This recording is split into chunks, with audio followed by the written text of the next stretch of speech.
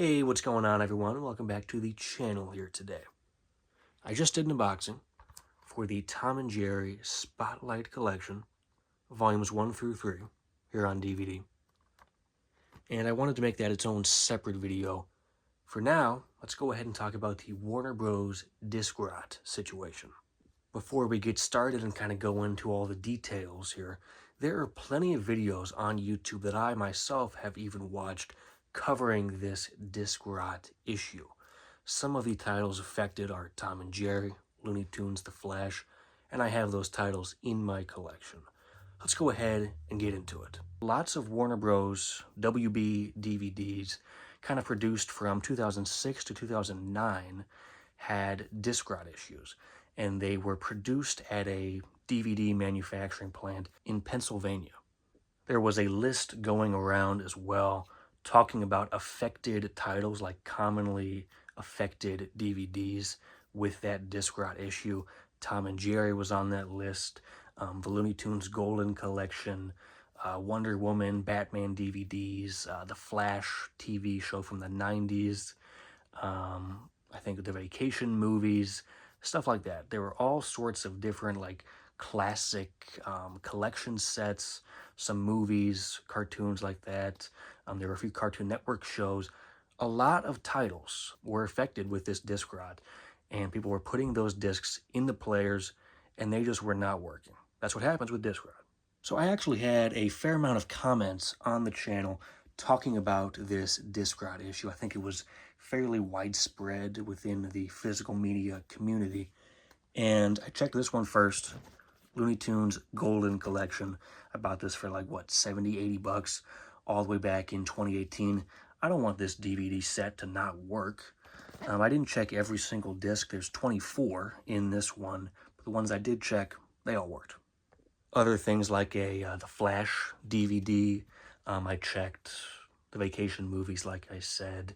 I think I checked a Batman DVD, stuff like that. Something that's kind of being misconstrued with this whole disc rot issue is that any Warner Bros. Disc can be affected.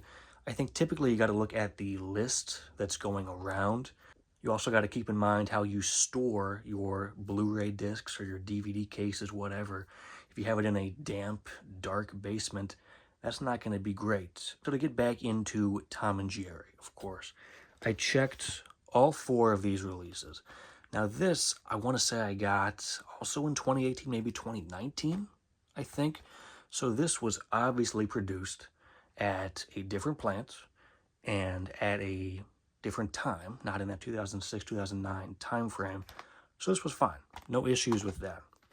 This I got a couple years ago from groove.com, has the old school packaging style, but it was produced at a later time as well.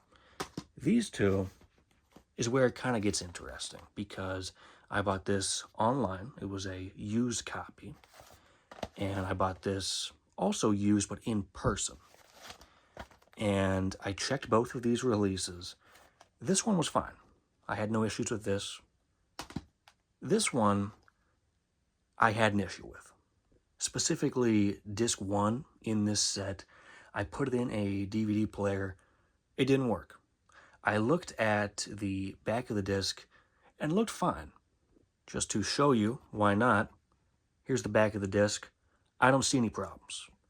But like I said, wasn't loading in my DVD player. The second disc, it loaded, but this one wasn't. Now I put it in a Blu-ray player and it worked. So I was kind of confused about what was going on. I put it in another DVD player and it spun in the DVD player for over a minute, finally started to work.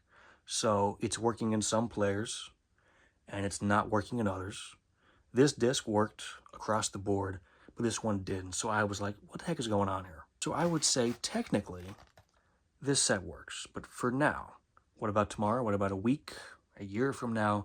I don't know, because I don't know who owned these before. I don't know where they were manufactured, when they were released, what type of conditions they were stored in before. I know it kind of sounds technical and like I'm kind of going crazy here, but like I said, one of the discs in here kind of wasn't working. So I know I'm kind of rambling with this video, but It was a cheap release to get all of the Spotlight collections in this set. It is technically a different release with different discs, and so as a way to future-proof the collection, I decided, you know what, let's go ahead and get this release. That way, if sometime down the line, if I want to pop in one of these Tom and Jerry Spotlight collections, watch some of the classic Hanna-Barbera shorts, well, if these don't work, that's a bummer. But I still got this too. And I truly believe that physical media is very important, even more so than when kind of DVDs were huge. I think they're even more important today. With Tom and Jerry being a Warner Bros. Property, these DVDs are always going to be here. But will the shorts always be on HBO Max? I don't know. This is animation history, film history. I truly believe that these are important shorts. And so yes, this is a double dipping situation here, but I think it kind of makes sense as a way to future-proof the collection. I'm set whichever way it goes. To end things here, I think the individual releases are very nice. They have modern releases as well for the Hanna-Barbera Diamond Collection with volumes 2 and 3. This is the modern release for volume 1. Thanks a lot for listening to me ramble in this video here today. And stay tuned for more videos very soon. Next month, I'm going to release a Tom and Jerry collection video. So, stay tuned. Thanks a lot for watching. Take care.